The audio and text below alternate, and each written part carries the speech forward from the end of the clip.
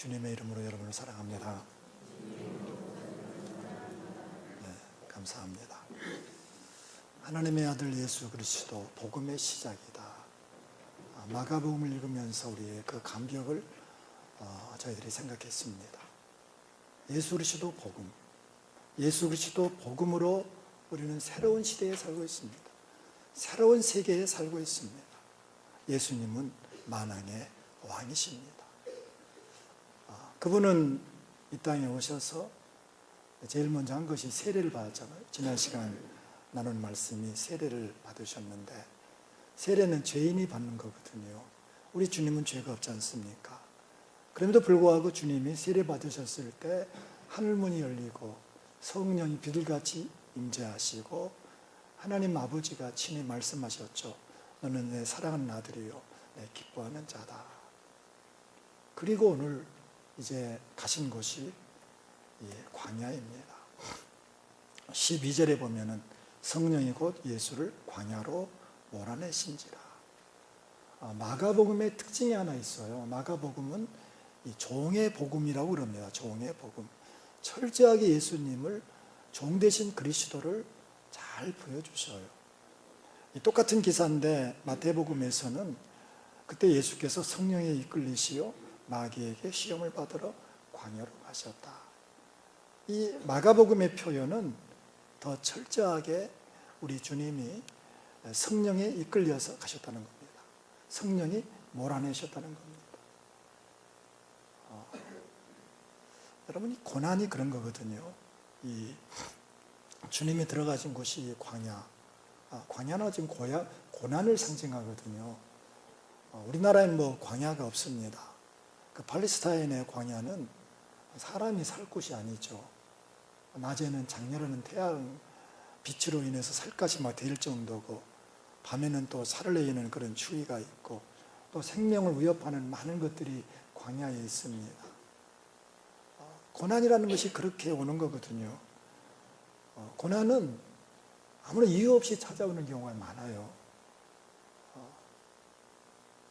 지난 주간에도 제가 아는 분이 사랑하는 자식이 세상을 떠났는데 어떻게 위로할 말씀이 없어요. 사람이 마지막 그 절벽에 서는 경우도 있고, 이 고난은 그냥 주어지는 거거든요. 근데 주님은 찾아가셨어요. 성령에 이끌림 받아서 성령이 몰아치셔서 광야로 가셨습니다. 광야는 고난이죠. 고난의 시간들을 말하죠. 근데 놀라운 사실은 하나님의 사람들은 거의 광야가 있었어요.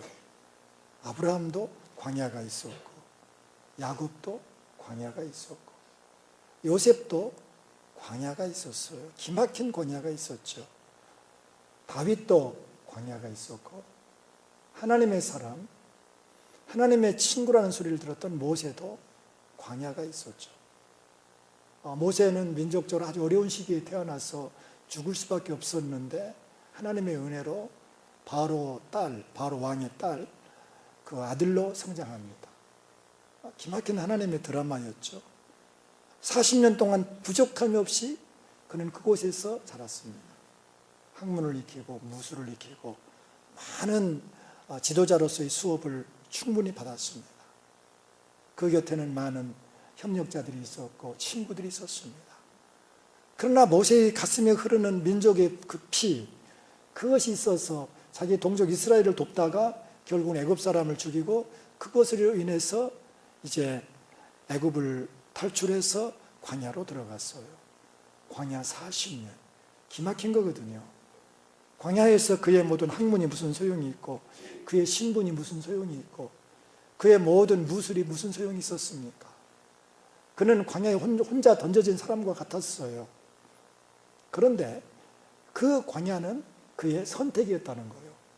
히브리서에 보면은 25절에 도리어 하나님의 백성과 함께 고난받기를 잠시 죄악의 낙을 누리는 것보다 더 좋아하고, 26절에는 그리스도를 위하여 받는 수모를 애굽의 모든 보화보다 더 큰 재물로 여겼으니 이는 상주심을 바라봅니다. 어쩔 수 없이 광야로 간 것이 아니라 사실은 모세의 선택이었다는 겁니다.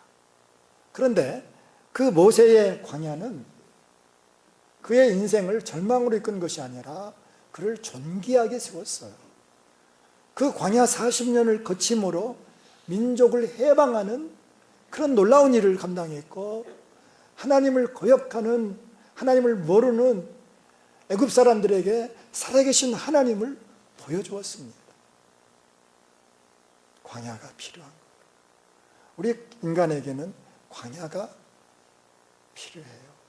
특별히 하나님의 사람들에게는 더욱 그렇습니다.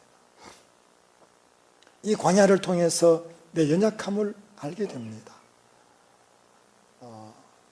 이 꺾고지를 할 때는 기름진 땅에 하는 것이 아니라 모래에 꺾고지를 하죠.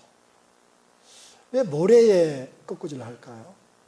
기름진 땅에 하면 더 아주 왕성하게 자랄 수 있을 텐데요. 근데 기름진 땅에 꺾고지를 하게 되면 뿌리를 깊이 내리질 못합니다. 그러니까 충분한 영양분이 있기 때문에 그냥 그 조그만 뿌리를 내리고도 살거든요. 그러나 모래에 그 꺾고지를 했을 때는 살기 위해서 깊이 뿌리를 내리죠. 깊이 뿌리를 내려요. 그래서 꺾고지 할 때는 모래밭에 하는 거예요. 사람도 마찬가지입니다. 우리가 고난을 통해서 내 약함을 알고 주님을 의지해요. 교만한 내가 무너지고 겸손해져요. 여러분, 욥을 보십시오. 욥은 동방의 부자였어요. 동방의 의인이었어요. 그는 10남매가 있었습니다. 그는 건강했어요. 행복한 가정을 가지고 있었어요. 그러나 고난은 갑자기 찾아오는 거지 않습니까? 예고 없이 찾아오거든요. 하루아침에 그 많은 재산 다 없어졌습니다. 하루아침에 10남매 다 죽었습니다. 한 자식만 죽어도 가슴에 무덤을 남기는 건데 10자녀 하루아침에 잃었습니다. 자기 분신처럼 같이 있는 아내마저 떠나버렸습니다. 건강도 무너졌습니다. 다 빼앗겼어요. 그는 광야의 삶이었어요. 그때 세 친구가 찾아오잖아요. 대만 사람, 수아 사람, 빌단, 나아마 사람. 다 먼 곳에 있는 사람들입니다. 대개 우리가 어려움 당하면 친구들은 떠나갑니다. 근데 이 세 친구는 찾아와요. 좋은 친구들이죠. 찾아와서 1회 동안 울어줍니다. 그냥 그 옆에서 같이 울어주었어요. 아무 말하지 않고. 참 좋은 친구들이에요. 그런 친구들 많지 않습니다. 그 아픔을 함께 나누는 거예요. 7일 동안. 7일이 지났을 때 그들이 조용히 떠나갔으면 좋았는데 입을 열기 시작했습니다. 너 뭔가 잘못이 있지 않느냐? 네가 어떻게 했길래 그렇게 어려움을 당하느냐? 너 뭔가 문제가 있는 거 아니냐? 그러면서 욥이 마음에 못을 박았습니다. 못을 박았어요. 밖에서 맞고 돌아온 아이에게 네가 어떻게 해서 그렇게 아이들에게 맞고 오느냐? 그렇게 말하면 아이는 절망합니다. 가족은요, 위로하는 거예요. 격려하는 거예요. 그게 가족의 기능이에요. 어떻게 하지 않아도 아픔 당하는 경우 많이 있어요. 어떻게 하지 않았어도 힘들어하는 사람들 많이 있어요. 그 욥의 친구들 말하지 말았어야 돼요. 욥은 하루아침에 가산이 다 없어지고 자녀가 없어지고 아내가 떠나가고 건강이 무너져서도 고통스러운데 그 친구들의 말이 송곳으로 자기 가슴을 뚫는 것 같습니다. 얼마나 힘들었는지 모릅니다. 근데 욥은요, 그 광야, 그 아픔, 그걸 통해서 단련이 되었어요. 그가 고백한 대로 욥기 23장 10절에 그러나 내가 가는 길을 그가 아시나니 그가 나를 단련하신 후에는 내가 순금같이 되어 나오리라. 욥은 그 광야를 통해서 다른 사람이 되었습니다. 전에는 하나님을 귀로만 들었어요. 간접적으로 주님을 알았어요. 그러나 그 깊은 광야를 거치면서 하나님을 눈으로 보게 되었습니다. 하나님을 체험적으로 알았어요. 하나님을 가깝게 하나님을 눈으로 보는 그런 신앙으로 바뀌어졌어요. 뿐만 아니라 그는 갑절의 축복을 일구었어요. 이전의 광야가 오히려 욥을 존귀한 자로 세워주었습니다. 광야가 그런 거거든요. 광야를 만나면은 물론 힘들지만은 그것을 잘 이기게 되면은 우리 신앙을 단련하고 더 존귀한 자로 만들어주는 그런 기능을 한다는 것입니다. 여러분, 가나안을 빼앗는 것이 누구입니까?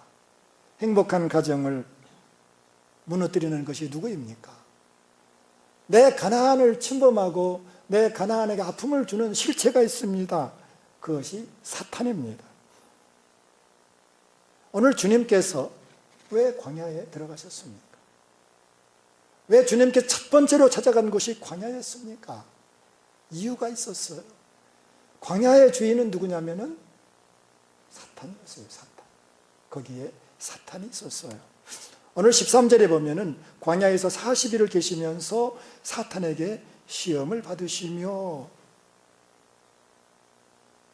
광야가 어디입니까? 세상이에요. 세상. 광야 같은 세상에 주님이 오신 거예요. 이 세계를 지배하는 것이 누구냐면은 사탄입니다. 원래 하나님이 만드시고 하나님이 통치하는 이 세계인데 아담과 하와가 모든 권리, 모든 권한을 사탄에게 넘겨준 거예요.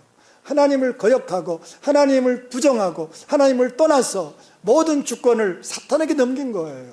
그래서 이 땅의 공중권세를 잡은 것이 누구냐면은 악한 마귀 사탄입니다. 에베소서 2장 2절에 그때 너희는 그 가운데서 행하여 이 세상 풍조를 따르고 공중의 권세 잡은 자를 따랐으니 곧 지금 불순종의 아들들 가운데서 역사하는 영이라. 우리 주님께서 광야에 들어가신 것은 사탄과 맞서서 싸우기 위해서, 사탄의 권세 소리를 구원하기 위해서 그곳에 가셨습니다. 주님이 어떻게 사탄과 싸워 승리했습니까? 그것은 말씀이었죠. 말씀. 우리 주님이 이 땅에 오시는 것은요, 사탄의 권세 소리를 구원하기 위해서 오셨어요. 그래서 주님 믿으면은 어둠의 권세에서 하나님의 아들의 나라로 옮겨지는 거예요. 나라가 바뀌어지는 거예요. 하나님 나라로 옮겨지는 거예요. 우리 주님이 오신 목적을 뭐라고 했습니까? 요한복음 10장 10절에 도둑이 오는 것은 도둑질하고 죽이고 멸망시키는 것뿐이요 내가 온 것은 양으로 생명을 얻게 하고 더 풍성히 얻게 하려는 것이라. 사단의 손에서 우리를 구원하셔서 생명을 얻게 할 뿐만 아니라 더 풍성케 한다. 우리를 행복하기 위해서 우리 주님이 오신 거예요. 우리 주님의 말씀으로 사탄을 싸워서 승리했습니다. 그런데요, 똑같은 동일한 기사에 누가복음에서는 어떻게 결론을 맺느냐면은 누가복음 4장 13절에 마귀가 모든 시험을 다한 후에 얼마 동안 떠나니라. 거기서 마귀가 정복된 게 아니에요. 얼마 동안 떠난 거예요. 그럼 언제 이 마귀의 머리가 상했습니까? 언제 마귀를 정복했습니까? 놀랍게도 주님이 십자가에 못 박혀 돌아가심으로 피 흘릴 때 악한 마귀 사탄의 머리는 상한 것입니다. 악한 마귀는 사람들을 충동해서 예수님 십자가에 달게 했습니다. 그들은 승리했다고 자축했습니다. 그러나 승리하는 그 자축과는 거기에 주님께서 십자가에서 피 흘리심으로 그들의 머리가 상했습니다. 마귀는 정복된 것입니다. 이것은 일찍이 창세기 3장 15절에 예언되었었습니다. 내가 너로 여자와 원수가 되게 하고 네 후손도 여자의 후손과 원수가 되게 하리니 여자의 후손은 내 머리를 상하게 할 것이요 너는 그의 발꿈치를 상하게 할 것이니라 하시고, 우리 주님의 십자가를 단 것은 발꿈치를 상하게 한 정도예요. 우리 주님은 부활하셨어요.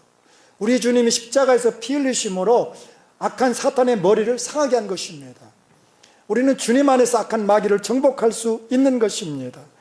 골로새서 2장 15절에 통치자들과 권세들을 무력화하여 드러내어 구경거리로 삼으시고 십자가로 그들을 이기셨느니라. 여러분, 우리가 가나안에 어떻게 들어갈 수 있습니까? 세상에서 성공한 것이 가나안입니까? 돈을 많이 번 것이 가나안입니까? 안 그래요. 얼마 전에 좀 되었습니다마는 할아버지와 할머니가 공동묘지 산에 올라가서 자살을 하셨어요. 근데 유서가 달랑 한 장 있는데 그 유서에 딱 5글자가 있었어요. 갈 곳이 없다. 갈 곳이 없다. 갈 곳이 없어서 그들이 자살을 했어요. 그런데요, 알고 보았더니 이건 실화예요. 그분들에게 4 자녀가 있었어요. 한 아들은 대전 그 유명한 카이스트 대학의 교수였어요. 며느리는 경영학 박사예요. 대단하죠. 둘째 아들은 서울 대형병원의 이비인후과 의사였어요. 또 한 아들은 미국 나사 항공우주국 연구원이었어요. 딸이 하나 있었는데 딸은 인천에서 유아원을 경영하고 있었어요. 다 성공한 거예요. 여러분, 정말 성공한 것입니다. 그건 대단한 거지 않습니까? 그러니까 그 부부는 그 자랑이 뭐냐면 아들, 딸 자랑이었어요.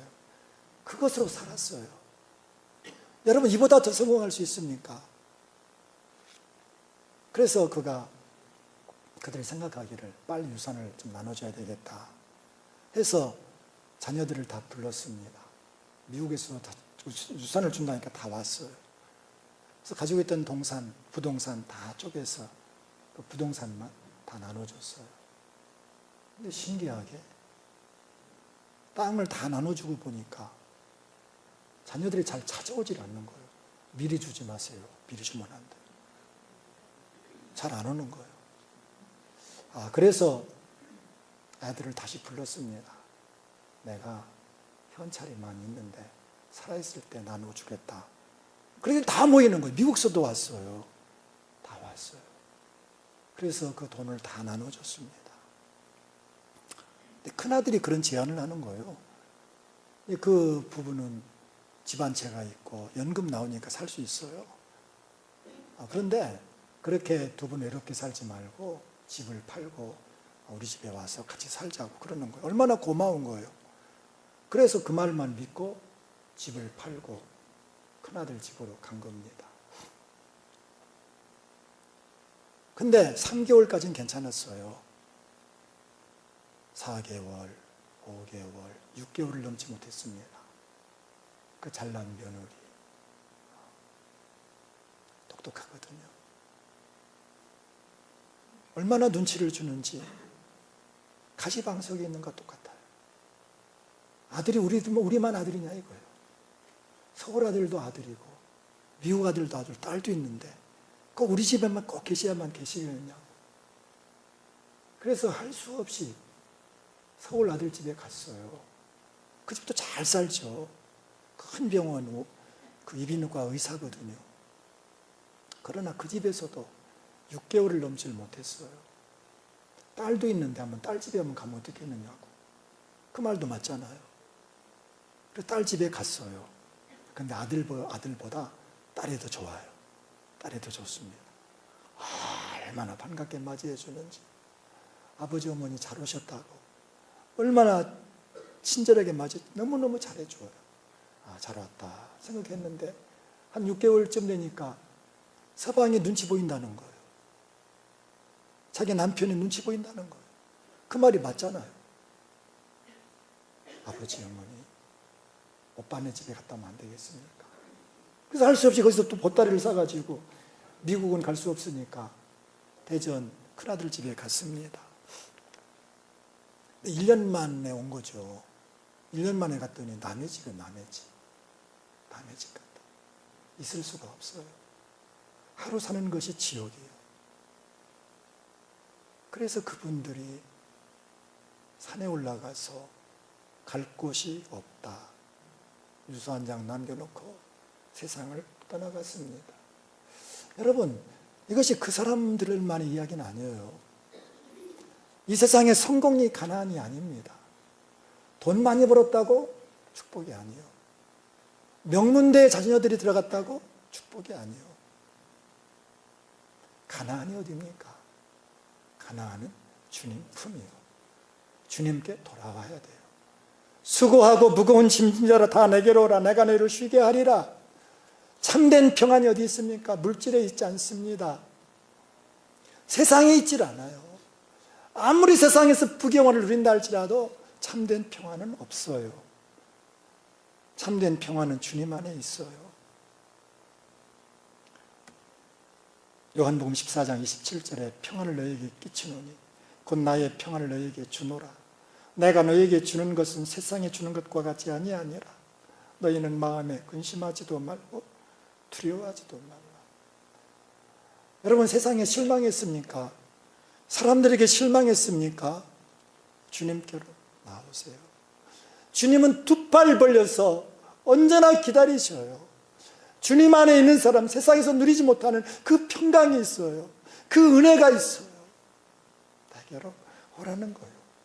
광야 같은 이 세상에서 내게로 돌아오라는 거예요. 우리는 때로 광야를 지나서 험난한 길을 걸어갈 때가 있는데 그때가 주님 만날 수 있는 기회입니다. 고난을 통해서 우리는 더 단단해지잖아요. 여기서 가까운 대관령 횡계에 황태덕장 유명한 거 아마 여러분도 잘 아시겠죠. 황태덕장, 덕장은 뭐냐면 명태를 말리는 곳이에요. 겨울이 되면 명태를 그 덕장에 딱 말리는데 그 눈을 맞고 밤에는 뭐 영하 20도까지 내려가고 낮에는 또 풀리고 얼었다 풀렸다 얼었다 풀렸다 광야죠, 광야. 그런 아픔을 겪음으로 봄이 되면은 황태로 태어나는데 색이 누렇고 살이 연하고 부드럽고 쫄깃하고 육질이 깊은 맛을 내서 무침, 구이, 찜, 국, 찌개에 사용을 하죠. 인생도 마찬가지요. 고난을 거친 사람들, 광야를 거친 사람들 단단합니다. 어떤 고난에 넘어지지 않습니다. 의연합니다. 지혜로운 부모들은 자녀들을 온실에 키우지 않습니다. 그런 말이 있어요. 콩을 광야에 심으면 나무가 되어지고 온실에 심으면 나물이 된다. 나무가 될 수도 있고 나물이 될 수도 있어요. 여러분, 광야는 우리들을 넘어지게 하는 곳이 아닙니다. 불행한 곳이 아닙니다. 나를 더 단련하는 곳입니다. 하나님의 사람들도 고난을 겪을 때가 있어요. 광야를 지나갈 때가 있어요. 그러나 믿지 않는 사람과 다른 그것은 무엇이냐면은 고난을 통해서 우리는 더 성장한다는 것입니다. 우리의 눈물이 보석이 될 수 있어요. 고난이 영광이 될 수 있어요. 그럼 우리는 고난 앞에서 절망하는 것이 아닙니다. 절망할 때 누가 기뻐합니까? 마귀가 기뻐합니다. 고난 앞에서 원망하고 불평하는 거 누가 기뻐합니까? 마귀가 기뻐합니다. 마귀가 박수를 칩니다. 너무 염려하는 거 죄입니다. 너무 불안해하는 거 죄입니다. 아무리 깊은 고난이 있다 할지라도 하나님의 사람들은 감사하는 거예요. 그 고난 가운데서 영광을 바라보는 거예요. 고난의 현장에서 함께 하시는 주님을 더 바라보고 더 주님께 가까이 나가고 더 주님을 사랑하는 거예요. 여러분에게 고난이 있습니까? 더 주님 사랑하세요. 하나님 없다고 부인하지 말고 더 하나님께 가까이 나가고 더 주님 사랑하세요. 여러분의 고난은 반드시 영광이 되어지고 그 고난은 복이 될 줄로 믿습니다. 우리 주님은 고난 옆에는 그 영광을 보았어요. 히브리서 12장 2절 말씀. 믿음의 주여 또 온전케 하시는 이 예수를 바라보자. 그는 그 앞에 있는 기쁨을 위하여 십자가를 참으사 부끄러움을 개의치 아니하시더니 하나님 보호자 우편에 앉으셨느니라 말씀하고 있습니다. 우리 사랑하는 소망교회 가족 여러분, 여러분의 어떤 광야가 있습니까? 광야에서 더 주님을 깊이 만날 수 있기를 바랍니다. 인생의 짐이 너무 어렵습니까? 주님께 맡기세요. 나의 짐을 주님께 맡기세요. 여러분이 불안한 것이 있습니까? 염려, 걱정거리가 있습니까? 염려하지 마셔요. 우리 주님 우리와 함께 하셔요. 우리의 눈물을 우리 주님은 더 좋게, 더 기쁨으로 바꿔주시는 분이셔요. 우리의 고난을 영광으로 바꿔주시는 분이시오요. 혼난 날에 나를 부르라. 내가 너를 건지리니 네가 나를 영원롭게 하리로다. 우리 주님 말씀했습니다. 우리 함께 조용히 기도하기를 원합니다. 나에게 있는 광야, 이 광야를 잘 지나갈 수 있는 믿음을 주십시오. 내가 아무리 어려움을 당한다 할지라도 염려하거나 불안해하거나 원망하거나 불평하지 않고 감사하게 하소서. 광야 같은 인생에서 내가 더 죽기로 달려가길 원합니다. 더 주님 사랑합니다. 사랑의 고백의 그 기도를 드리십시다. 다 같이 통성으로 하나님께 기도하겠습니다. 하나님 아버지 감사합니다. 오늘도 저희들 불러주시어서 하나님께 예배할 수 있도록 은혜 주셨습니다. 특별히 귀한 말씀 주셨습니다. 광야를 지나야 가나안이 있습니다. 우리 주님께서 광야 같은 이 세상에 오셔서 우리를 그 사탄의 사슬에서 건져주셨습니다. 하나님 아버지, 주님의 그 품 안에서 하나님 아버지요, 세상 사람이 알지 못하는 그 평강을 우리 모두가 다 누리게 하소서. 세상의 아버지 하나님이시여 화려함에 속지 않게 하소서. 세상의 유혹에 저들 넘어가지 않게 하여 주시옵소서. 세상의 성공이 아닌 것을 보게 하소서. 하나님 아버지, 우리 사랑하는 성도를 은혜 주시옵소서. 주님과 함께 걸어가는 거룩한 삶을 살게 하소서. 어떤 경우에서도 주님께 감사하며 어떤 경우에도 더 주님을 사랑하며 주님과 함께하는 거룩한 임마누엘의 삶을 살아갈 수 있도록 우리 주님 역사하여 주시옵소서. 이 예수 그리스도의 이름으로 기도드리옵나이다. 아멘.